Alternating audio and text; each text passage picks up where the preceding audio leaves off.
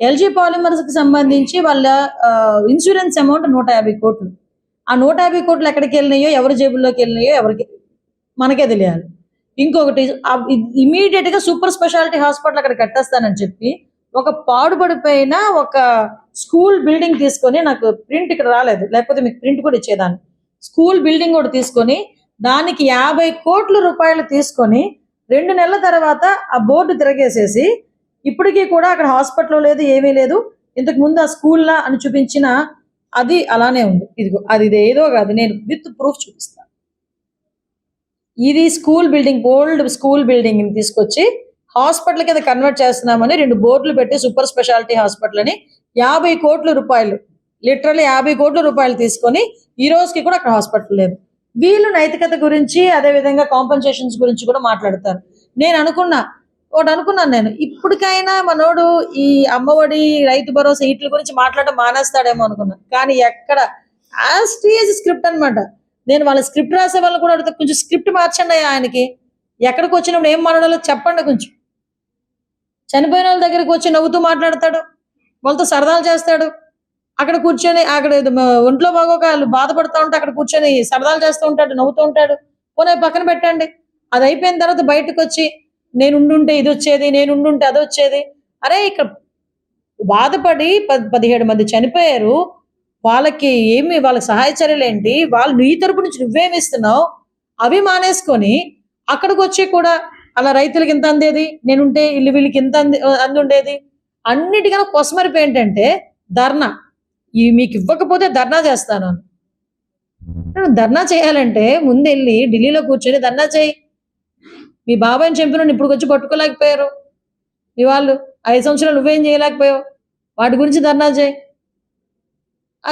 మీ తాలూకు ఎమ్మెల్యేలు, ఎమ్మెల్సీలు ఎన్ని పనులు చేస్తున్నారో చూస్తున్నావు కదా, వాళ్ళ గురించి ధర్నా చేయి. బాధాకరమైన పరిస్థితుల్లో ఈ రోజు ఈ మీటింగ్ పెట్టుకోవడం అనేది నిజంగా ఒక దురదృష్టం. బట్ ఈ మీటింగ్ చాలా అర్జెన్సీ ఉంది కాబట్టి with in the span of 1 day కూడా లేదు, మీకు కొన్ని అవర్స్ పరిధిలోనే మీ అందరికీ కూడా ఇన్ఫార్మ్ చేయడం, డిస్ట్రిక్ట్ కలెక్టర్ గారు, అదేవిధంగా జేసీ గారు అందరూ ఇక్కడికి మీ రెస్పాన్సిబిలిటీ ప్రకారంగా మీరందరూ కూడా ఇక్కడికి రావడం జరిగింది. ఇక్కడికి వచ్చిన ప్రతి ఇండస్ట్రీ వాళ్ళందరికీ కూడా, అదేవిధంగా అఫీషియల్స్ అందరికీ కూడా ఇంత తక్కువ స్పాన్ లో పిలిచిన ఎంతమంది అటెండ్ అయినందుకు ప్రత్యేకంగా మీ అందరికీ కూడా ధన్యవాదాలు తెలియజేసుకుంటున్నాం. ఈరోజు ఈ కార్యక్రమానికి నాతో పాటు ముఖ్య అతిథులుగా విచ్చేసిన పెద్దలు మన పార్లమెంట్ సభ్యులు సీఎం రమేష్ గారికి, అదేవిధంగా అనకాపల్లి శాసనసభ్యులు పెద్దలు గౌరవనీయులు కొంతల రామకృష్ణ గారికి, పెద్దలు గౌరవనీయులు మన మాడుగుల శాసనసభ్యులు పండ దక్షిణామూర్తి గారికి, అదేవిధంగా ఎలమంచిలి శాసనసభ్యులు సుందర విజయ్ కుమార్ గారికి, అదేవిధంగా పెద్దుర్తి శాసనసభ్యులు పంచకల రమేష్ బాబు గారికి, ముఖ్యంగా ఇంచుమించుగా చెప్పాలంటే ఒక వారం రోజుల నుంచి వాళ్ళ పరిస్థితి ఎలా ఉందంటే డిస్ట్రిక్ట్ అఫీషియల్స్ ఎస్పీ గారిది, జేసీ గారిది 1 వీక్ నుంచి కూడా కంటిన్యూగా ఏదో ఒక క్రైసిస్ మేనేజ్మెంట్ లోనే ఉండే పరిస్థితి ఉంది. వాళ్ళకి మన గవర్నమెంట్ తరఫున కూడా ప్రత్యేకంగా ముగ్గురికి నేను స్పెషల్ థ్యాంక్స్ కూడా చెప్పాలి. చాలా బాగా వర్క్ చేశారు మన సిచ్యువేషన్స్ లో కూడా స్పెషల్ థ్యాంక్స్ చెప్తున్నాం. అలాగే ఈ మీటింగ్ కూడా ఇమీడియట్ గా కండక్ట్ చేసినందుకు వాళ్ళకి కూడా ప్రత్యేకంగా ధన్యవాదాలు తెలియజేసుకుంటున్నాం. స్లీప్లెస్ నైట్స్ ఫర్ 5 days అనమాట, ఇంచుమించు అలాగే ఉంది పరిస్థితి. సో వాళ్ళందరికీ కూడా మరొకసారి మీ అందరికీ ధన్యవాదాలు తెలియజేసుకుంటున్నాం. విషయం ఏంటంటే సుమారుగా నేను అడిగినప్పుడు మొన్న మనం కూడా ఇబ్బంది పడాల్సిన విషయం ఏంటంటే మొన్న ఏపీఎస్సీ జడమ్స్ వాళ్ళ ఏపీఎస్సీ స్టాఫ్ కూడా చంద్రబాబు నాయుడు గారు మన హానరబుల్ అంటే నేను కొన్ని సందర్భాల్లో మనం మాట్లాడుకునేటప్పుడు వాస్తవాలు మాట్లాడుకోవాలి, వాస్తవాలు చర్చించుకుంటేనే దానికి సమస్యకి పరిష్కారం వస్తుందనే ఉద్దేశంతో చెప్తున్నాను. సుమారుగా ఈ రోజు మన దగ్గరికి వచ్చేసరికి 219 ఇండస్ట్రీస్ అండ్ అందులోని దగ్గర 29 28 ఆరెంజ్ జోన్ లోనే వచ్చింది. అంటే రెడ్ జోన్ లో ఉన్నవి 294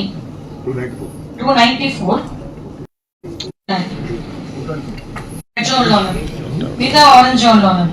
అంటే ఓవరాల్ గా ఇన్ని కంపెనీస్ మనం హ్యాండిల్ చేస్తున్నప్పుడు, ఇన్ని యాక్సిడెంట్లు జరుగుతున్నప్పుడు యావరేజ్ చూసుకుంటే లాస్ట్ 5 years నుంచి కానీ లాస్ట్ 10 years నుంచి కూడా మనం చూసుకుంటే యావరేజ్ చూసుకుంటే వీక్ కి ఒకటి యావరేజ్ మనకు జరుగుతుంది. ఒక డెత్ అనేది కంపల్సరీ జరుగుతుంది, ఎక్కడో ఒక యాక్సిడెంట్ జరుగుతుంది. అంటే ఇన్ని యాక్సిడెంట్లు జరుగుతున్నాయి. ఇందాక పెద్దలు మన వాళ్ళు మన రామకృష్ణ గారు వాళ్ళందరూ అన్నట్టు ఏదో యాక్సిడెంట్ జరిగినప్పుడు మనం అక్కడికి వెళ్తాము, ఏదో హడావిడి చేస్తాము, ఏదో కాంపన్సేషన్స్ అనౌన్స్ చేస్తాము, మనం ప్రెస్ లో మాట్లాడేస్తాము, అయిపోయింది, తర్వాత మనం బయటకు వచ్చేస్తాం. తర్వాత మళ్ళీ ఇంకో సంఘటన జరిగేసరికి మళ్ళీ అక్కడికి పరిగెట్టుకుని వెళ్ళేసే పరిస్థితి కనిపిస్తాం. అసలు ఇండస్ట్రీలో ఎన్ని ఇండస్ట్రీస్ ఇప్పుడు మనకి బల్క్ డ్రగ్ కంపెనీస్ కి ఈ ఫార్ములాస్ తయారు చేసే కంపెనీస్ రెండు వేరువేరుగా ఉంటాయి మనకి కంపెనీస్ లో కూడా. సో మనకి ఆ ఫార్ములేషన్స్ కి సంబంధించిన కంపెనీస్ లో మాక్సిమం ఎక్కువ మనకి ప్రమాదాలు అనేవి జరగవు, ఎందుకంటే హైదరాబాద్ అటువైపు మాక్సిమం ఉంటాయి, అటువంటి వాటిలో జరగవు.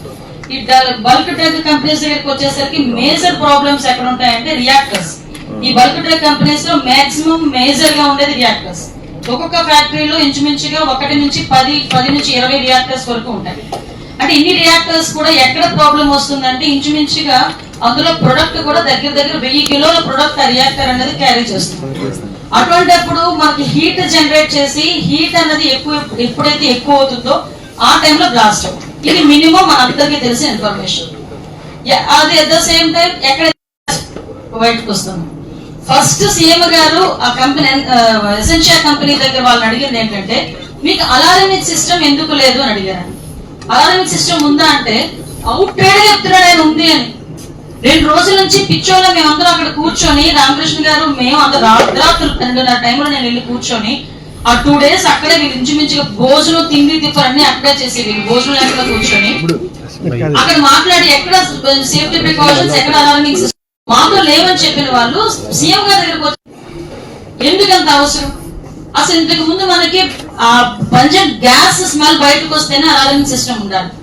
ఫైర్ అక్కడ హీట్ జనరేట్ అయ్యి హీట్ పెరుగుతుంది అనేటప్పుడే ఆటోమేటిక్ అలారమింగ్ సిస్టమ్ ఉండాలి. అలారమింగ్ సిస్టమ్స్ నేను మిమ్మల్ని ఎవరిని బ్లేమ్ చేయట్లేదు, దయచేసి మీరు రీచెక్ చేసుకుంటారన్న ఉద్దేశంతో చెప్తున్నాను. అలాగే మీ ఒక్కరిదే నేను బ్లేమ్ చేయట్లేదు, అఫీషియల్స్ కూడా ఇక్కడ ప్రాబ్లం ఉంది. అఫీషియల్స్ కూడా ప్రాబ్లం ఉంది. ప్రాపర్ వేలో వీళ్ళు కనుక ఇన్స్పెక్షన్ చేస్తున్నా మీరందరూ కూడా ఏదైతే థర్డ్ పార్టీ పెట్టి లాస్ట్ 5 years లో థర్డ్ పార్టీ పెట్టి మీరందరికీ కూడా సేఫ్టీ ఆడిటింగ్ చేశామన్నారు. ఓకే, ఎవరు చేసిన సేఫ్టీ ఆడిటింగ్ చేసిన తర్వాత మీకు ఇచ్చిన పేపర్స్ ని, లేకపోతే అది పేపర్ గానే ఉంటుంది, జరుగుతూనే ఉంటుంది. ఎందుకు దానికి ప్రాపర్ ఇన్స్పెక్షన్ జరగట్లేదు?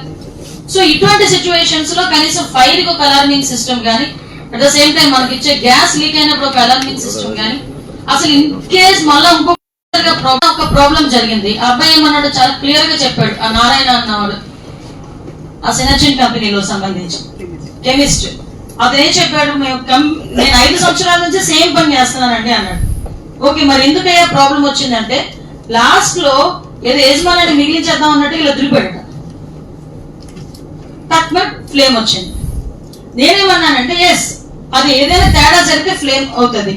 ఎంతమంది దగ్గర ఇప్పటికీ సేఫ్టీ కిట్స్ ఉన్నాయండి? ఒక్కసారి నాకు చేయి చెప్పక్కర్లేదు, మీలో మీరు అనలైజ్ చేసుకోండి.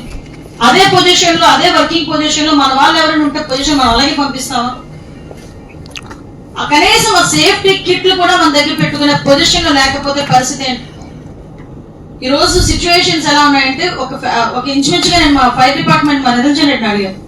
కనీసం ఈ విషయం ఏంటంటే మా డిపార్ట్మెంట్ వాళ్ళందరినీ అడిగాను, ఆ వాళ్ళకి ఆ కిట్ ఎంత అవుతుందయ్యా అంటే ఒక్కొక్కరికి కిట్ బేస్ బట్టి ఉంటుంది. ఒక్కొక్కరికి 10,000 ఉంటుంది, ఒక్కొక్కరికి 20,000 ఉంటుంది. హై లెవెల్ అయితే 20,000 ఉంటుంది మేడం, మిగిలిన 10,000 to 20,000.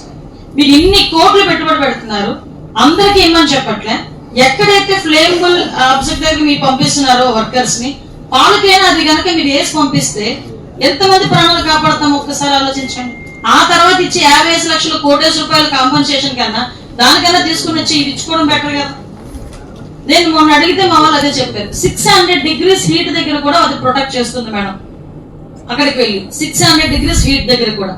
అంటే ఇలాంటి situations at the same time కొన్ని మనకి నిజంగా మొన్న నేనైతే ఆశ్చర్యపోయాం మేము అందరం కూడా. ఎసెన్షియా కంపెనీ చుట్టూ సాల్వెంట్స్, ఆ సాల్వెంట్స్ కూడా పెద్ద పెద్ద డ్రమ్స్ లో పెట్టి ఉన్నాయి. ఆ డ్రమ్ ఏదో ఒకటి చిన్నది తిరగబడినా మళ్ళీ మేము అక్కడే కూర్చున్నాం, అక్కడ నుంచి షిఫ్ట్ చేస్తున్నారు. మా పరిస్థితి ఎలా ఉందంటే మొన్న నైట్ లిటరల్లీ చెప్తున్నామండి, వెళ్ళి మధ్యలోని ఏదో అగ్నిగుండంలో మధ్యలో కూర్చున్నాం అక్కడ రాత్రి అంతా కూడా అరౌండ్ 5 o'clock వరకు.